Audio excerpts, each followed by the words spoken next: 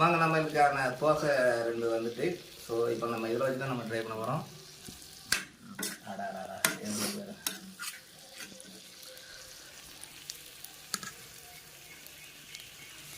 அப்பா பாப்பா ஓகே இது பாருங்க. இது பாருங்க கறிலாம் எப்படி வந்துருக்கு. அப்பா ஃபஸ்ட்டு தோசையை கொஞ்சம் பிச்சு இந்த மசாலா மட்டும் வச்சு பார்ப்போம் எப்படி இது.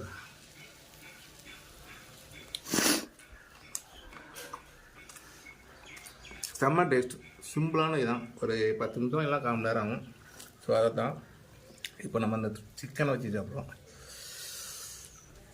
எப்படி இருக்காது.